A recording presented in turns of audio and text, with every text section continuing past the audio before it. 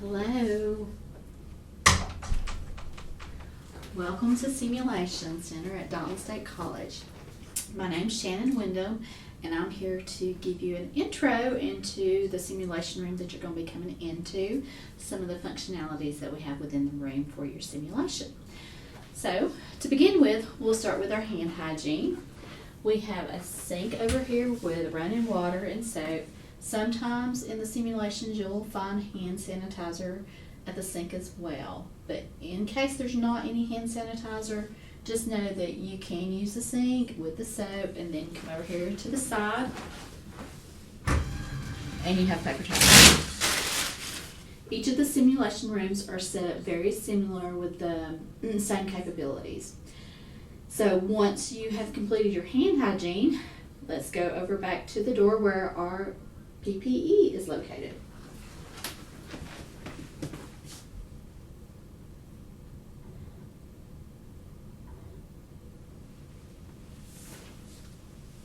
So you'll find your PPE, personal protective equipment, located right inside the door when you enter into the room. You are more than welcome to use these gloves. We have plenty of stock right now. If at any time that there's not your size in here, we try to keep them stocked, but sometimes we run low. So if they're not here, we do have additional gloves in containers right outside the door or two places in the simulation lab. So when you're coming into simulation, you may notice that there's a place where we can house gowns and gloves and masks and all that other PPE in two different locations. One location is between simulation 1 and 2, and the other one is between simulation 3 and the control room. So you'll notice those additional supply areas. Once you have donned your PPE, then let's go over here and take a look at what else is available. Right above each of the beds when you enter the room, you will find there is a speaker and a microphone above the bed. This is how we are able to record the audio portion of your video for simulation. The microphone does pick up very well, but just be aware when there's several people in the simulation and everybody's talking at once, sometimes it's hard to decipher who is talking if you aren't good at letting the control room know. And if we don't understand, we will usually come over and ask you to clarify what you said, or say, having a hard time hearing, what did you say? But when there's a simulation patient in the room, you'll be able to communicate with them one-on-one usually, and they should be able to answer most of the questions that you would ask a patient during your simulation. So just also be aware that with the microphone and the speaker being here, you do have the capability of running simulated oxygen, air, and suction canisters should you need it, or vacuum should you need it. But when you run those pieces of equipment, the sound of it, if it gets turned up too loud, it cuts out the sound of the microphone. So just be aware of that. If you do use any of these devices up here, oxygen, air, or suction regulator, then you can turn it on, but just don't turn it all the way up so that it doesn't cut out any of the sound during your simulation. Typically, you will find your sim operator is behind this one-way mirror. Sometimes your faculty member will be back there as well. Sometimes you'll have the sim operators in here portraying the patient during your simulation. But if you needed to communicate with, say, a doctor, nurse, respiratory radiology, different other functions that you need to be able to speak with the person that's in the control room, maybe to ask questions and to get their input or whatever, we do have an intercom system in each of the rooms. So all you would do is hit your little call button. Yes, how may I help you? Oh, nothing. I just wanted to make sure somebody was there. And that is how you use your intercom to speak to whoever is behind that one-way mirror. For the majority of our simulations, we do have patient beds that are available for your simulation enjoyment. Sometimes our simulators are in the bed. Sometimes we'll have live actors or actresses in the bed. So when you come into the simulation room, you will typically find a bed, hospital bed, as part of your simulation. Our beds work the same way as they do in the hospital setting, nursing home, long-term care facilities. You have buttons on each side where you can raise, Sometimes you have to press and hold until it starts moving. Raise, you can lower. And then the rails do come down. There's a little blue button on the side to pull up, and your rail will go down. Pull it back up, it clicks and locks into place. So that is how you can maneuver the bed. Also, it does have locking mechanisms at the bottom. The green on this bed means that you can move the bed around. So just be careful that you don't come in and lean on the bed and then it moves. It could be hazardous to your health. So the orange part, press that down and it locks it. Our other beds have one locking mechanism in the middle, and it will say brake or steer.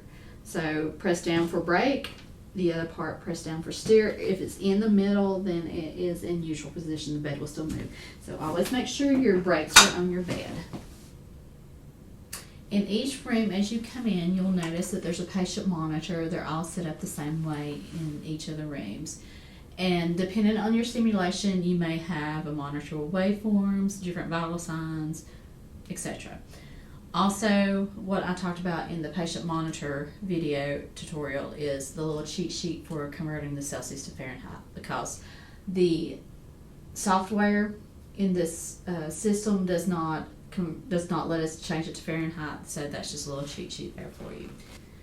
With obtaining vital signs during your simulation, because you may not always have a human patient simulator, which is our mannequins, where we can actually manipulate their breath sounds, their heart rate, and a few different vital sounds. We can change things so that it sounds sort of like what you would hear on a patient.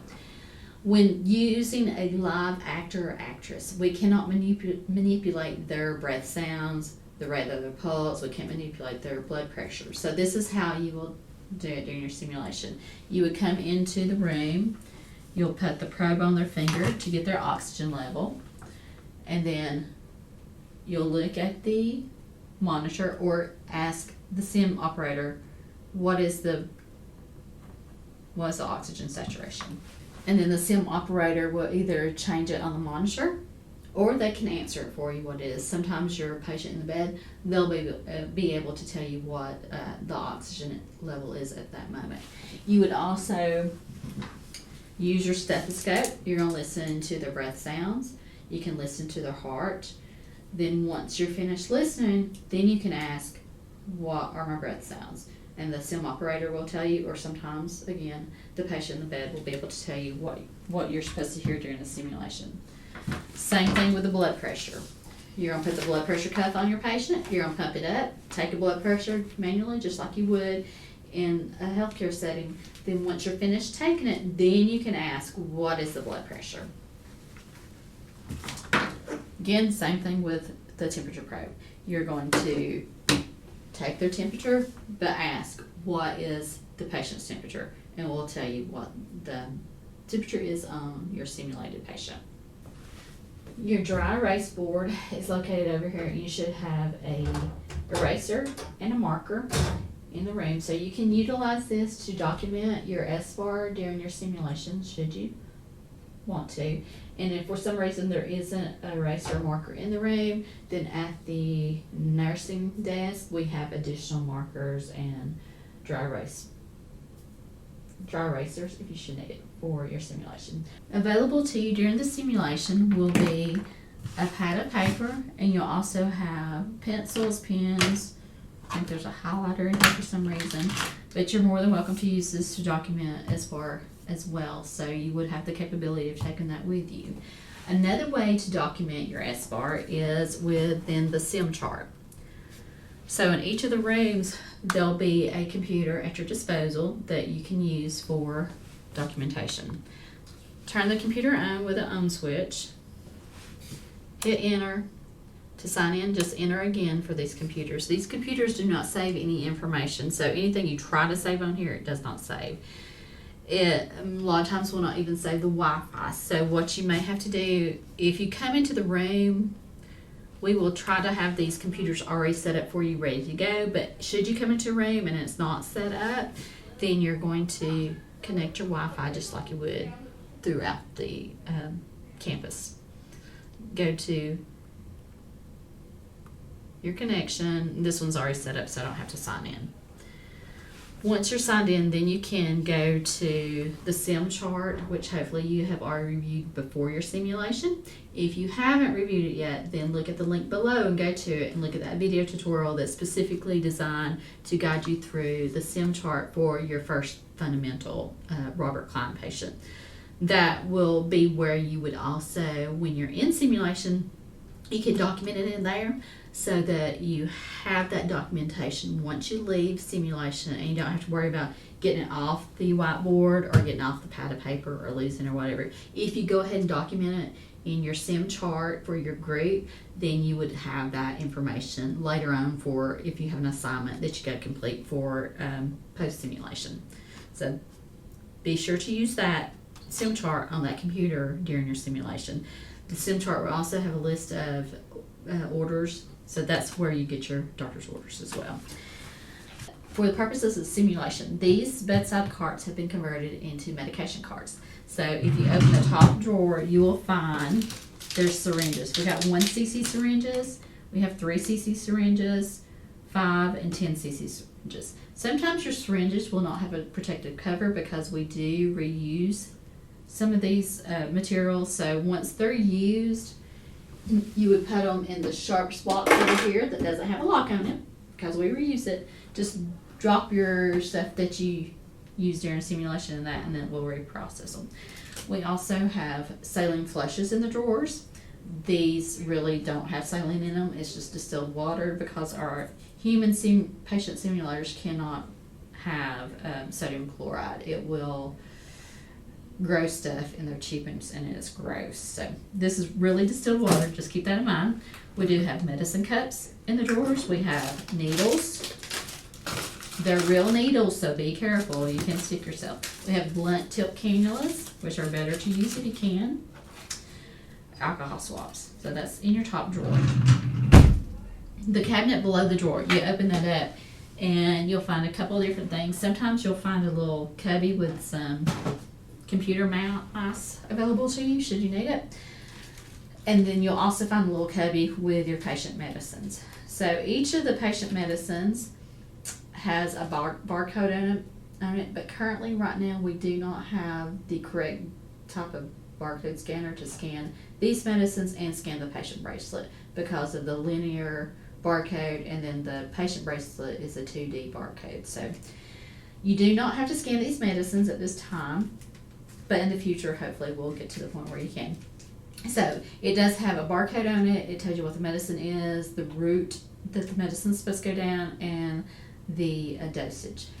Also keep in mind, sometimes we will use candy during simulations. If that is the case, we will let you know that it's candy and that your patient can take it. But otherwise, just simulate giving the medicines to the patient. You can open up the packages, you can put it in the medicine cups, you can hand it to your patient, but typically for the most part they don't take the medicines, and your patient would know whether they would be able to or not. These are not even placebo medicines, they're non-digestible medicines.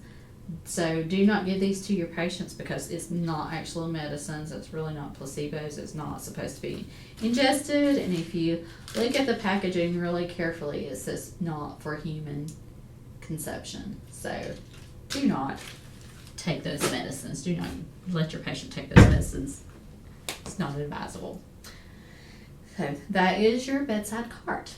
During your simulation, you may need different equipment for your simulation. For the most part, I will leave stuff out on the counter so you're not having to go through cabinets, not having to find stuff for your simulation, especially initially, because it can be overwhelming with all the things that we can house in these cabinets and not knowing where everything is. The cabinets are labeled on the outside to allow you to look real quickly to see what is in the cabinets. But for the most part, the only cabinets or drawers you will need are in this middle section here. Most of the other cabinets and drawers are equipment that we use to prepare the room for the simulation. This cabinet right here, the middle one, has some IV supplies, diabetic supplies. Your gate belt is right there on that shelf should you need it. For the simulation, please, I don't think you may not need a gate belt for this simulation, but it is housed in there. These drawers in the middle, the top drawer is going to be your oxygen supplies. In this case, we have an air and oxygen flow meter and oxygen devices. Your second drawer is just your linen savers, and then there's Foley equipment in that bottom drawer, which you should not need for your initial fundamental simulation. Okay, so now you have completed your simulation successfully. You feel great about it. It's time to leave the room. Now what do? For the most part, you don't have to do anything. But occasionally we will ask you, maybe more than occasionally, we'll ask you to help clean up or set up for the next simulation, especially if there's another group coming in right behind you. So keep in mind, like, if, say, the oxygen monitor, SpO2 probe got left in the floor, maybe this got left in the floor, hopefully not, your patient's got that in bed.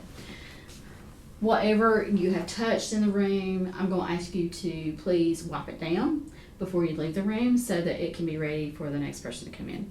Currently, we do not have a lot of help in here, so with turning around the room, your faculty, instructors sometimes will try their best to help, but they go on their plate too with watching your simulation and then debriefing you afterwards.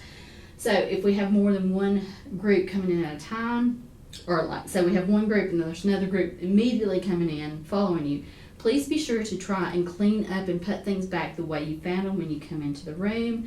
If there's a person, actor, simulated person in the room with you, they'll be able to help you figure out where everything needs to go in the room. Each of the rooms will have alcohol wipes. Sometimes they'll have cleaning spray, rags in the rooms. I keep sometimes some additional cleaning supplies in under these bottom cabinets here. So just keep in mind, like, say, get alcohol wipe and wipe it down, everything down, just like you would in a hospital room or long-term care facility room. Anything you touch, be sure you wipe everything down. Cabinets, this is your stuff, but feel free to wipe that down too. In this time that we're experiencing, trying to keep infections down, that will help out a great deal. So although be it you will have gloves on during your simulation, it does help to just go ahead and try and wipe down everything that has been touched so that we don't cross-contaminate anything during simulations.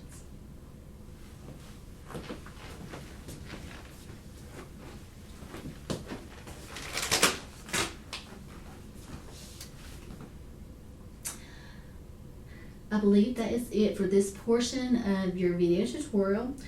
Should you have any questions, you can always contact the Simulation Center. We'll be glad to let you come look at the room beforehand if you want to get here earlier than your simulation. I'm typically here 15 minutes, at least 15 minutes early, usually earlier than that, so I can get all the rooms set up for your simulation. Feel free to stop by, check out the rooms, check out our equipment. If you have friends or family that want to come and be simulated participants, we would enjoy that very much. And right now a lot of people aren't too keen on that just because of where we are in the world currently. Please, if you have any questions, if you have any concerns at any time, please email me, shoot me a message, and we will be glad to get back with you. I do hope you have an enjoyable simulation, and I hope this helps you in your future professional and personal development here at Dalton State College. Thank you, and have a wonderful time simulating.